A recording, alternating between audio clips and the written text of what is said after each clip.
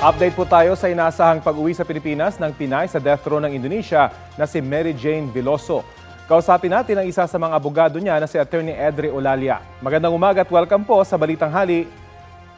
Ay, magandang umaga, Rafi. Good to hear you again. And si Connie ba kasama? Opo, si Connie po. Pakilinaw lang po, personal na bang naabisuhan o nakausap ng pamahalaan yung pamilya ni Mary Jane Veloso?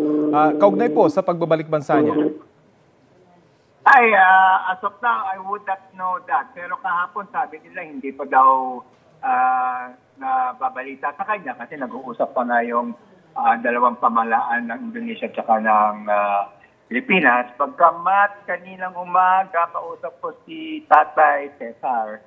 At hindi pa rin nga daw nila nakakausap. Kasi hindi ganun kadali, nasa death row siya. So, maraming protocols siya bago makausap si Mary Jane. Opo. Kayo po bilang abogado, ano na pong alam nyo tungkol sa usapan? Ano na yung magiging kondisyon sa pagbabalik bansa ni Mary Jane Veloso?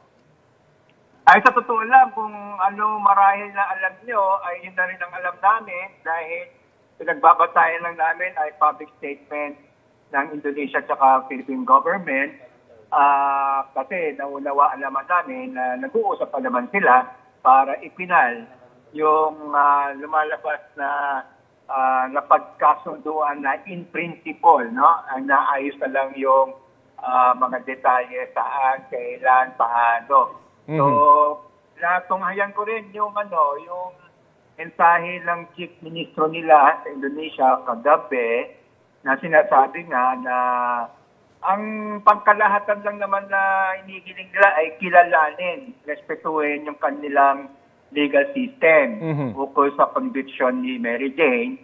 Pangalawa ay yung gastusin, no? Pagpalipat na napipintang paglipat niya sa Pilipinas ay dapat akuin ng gobyerno natin. At pangatlo, batay nga sa mensahe ng ministro ng Indonesia ay re-respetuhin nila anuman ang magiging kapasyahan ng gobyerno natin kapag nailipat na siya.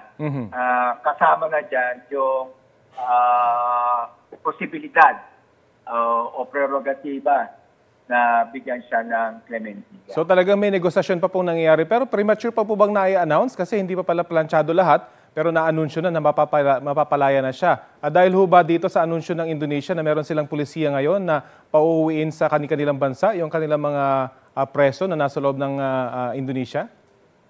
Hindi naman siguro premature kasi I would not dare to say na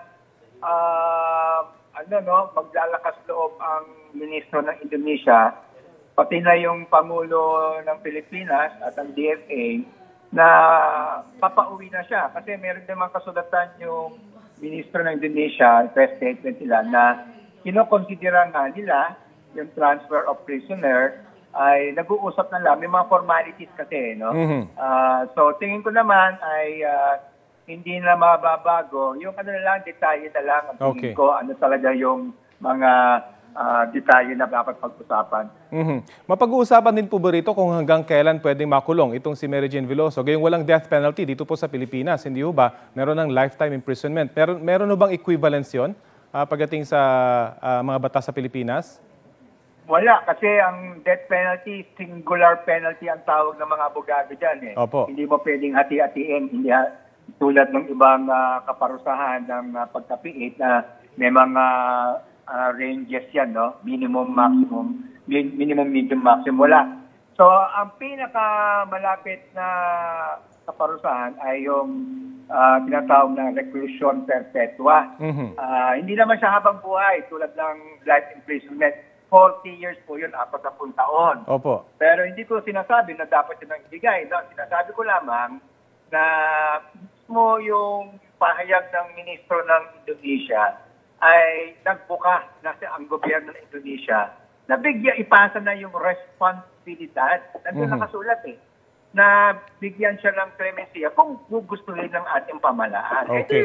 Ang laking pagbabago nun mula sa napaka-seated na posibilidad na bigyan siya ng clemency mismo ng Indonesia. Nireject na po yun Opo. So pinapasa na po yung responsibilidad sa ating gobyerno. Okay, so ang malinaw, babalik ho itong si Veloso, hindi natin alam kung kailan.